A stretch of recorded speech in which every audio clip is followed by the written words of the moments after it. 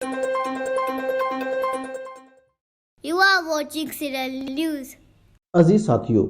दुनिया भर में मजहबी हम आहंगी और मजहबी रवादारी के लिए अक़वाम मुत्तहिदा ने फरवरी के महीने के पहले 7 दिन यानी 1 फरवरी से लेकर 7 फरवरी तक के ये जो एक हफ्ता बनता है, ये दुनिया भर में मजहबी रवादारी और मजहबी हम आहंगी के फ़रोग़ के लिए मुकर्रर किए गए हैं, जिनका मकसद दुनिया में बढ़ती हुई अदम रवादारी, अदम मुसावात और तासुबात के ख़ात्मे के लिए कोशिशें करना और साथ ही साथ इन कोशिशों के नतीजा में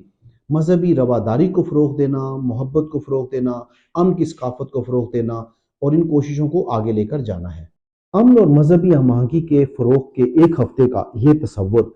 उर्दन के शाह अब्दुल्ला दोयम ने 23 सितंबर 2010 को अक़वाम मुत्तहिदा की जनरल असम्बली में पेश किया, जिसे जनरल असम्बली ने 20 अक्टूबर 2010 को ही यानी एक महीने के दौरान इसको मंजूर कर लिया और इसको मुकर्रर कर दिया गया। और यूं दुनिया भर में मजहबी हम आहंगी के फ़रोग़ की ये कोशिशें और इस तरह की कार्रवाइयाँ, इस तरह की सरगर्मियाँ उनको बढ़ोतरी मिलने लगी।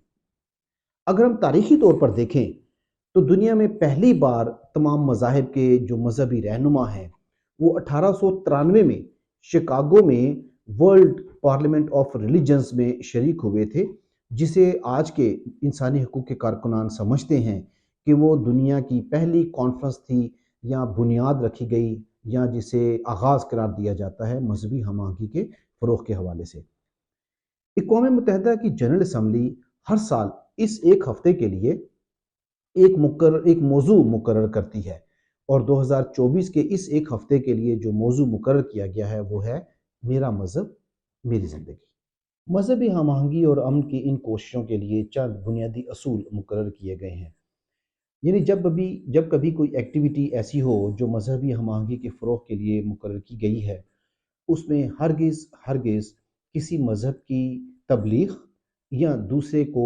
मजहबी जबरन मज़हब तब्दील करने पर मजबूर नहीं किया जाएगा। दूसरा ये कि दूसरों के मज़ाहिब की हस्तियों, उनकी मुक़द्दस किताबों, उनकी दस्तावेज़ात और उनके तसव्वुरात का एहतराम किया जाएगा। तीसरा ये कि सख्त मौक़िफ़ या किसी किस्म का मफरूज़ा मुकर्रर नहीं किया जाएगा दीगर मज़ाहिब के बारे में। और इसके साथ ही ये कि मजहबी हस्तियों और उनकी किताबों के बारे में किसी किस्म की कोई तज़हीक आमेज़ गुफ्तगू नहीं की जाएगी, लेकिन इन सारी कोशिशों को जो मजहबी हम आहंगी के फ़रोग़ के हवाले से हैं, दीगर मज़ाहिब की को कबूल करना या उनका एहतराम करना, ये सबसे बुनियाद है। मजहबी रवादारी और खैर सगाली का ये हफ्ता कारकुनान को ये प्लेटफॉर्म मुहैया करता है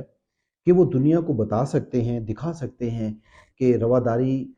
के फ़रोग़ के हवाले से वो एक मुनज़्ज़म, मुतहर्रिक और मुत्तहिद आवाज़ है। 2010 में जब अक़वाम मुत्तहिदा की जनरल असम्बली ने इस दिन को, इस एक हफ्ते को मनाने के लिए इसका ऐलान किया,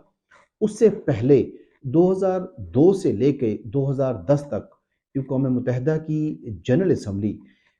इससे जुड़ी हुई मजहबी हम आहंगी और अमन की सकाफ़त के फ़रोग़ के हवाले से जो जुड़ी हुई कम से कम 6 करारदादें मुकर्रर पेश कर चुकी थी, जिन्हें कबूल किया जा चुका था या जिन्हें मंजूरी दी जा चुकी थी। लिहाजा अक़वाम मुत्तहिदा की ये कोशिशें मुसलसल चलती रही हैं, तब जाकर 2010 में इस एक हफ्ते को मुकर्रर किया गया था। मजहबी हम आहंगी और इसके फ़रोग़ के लिए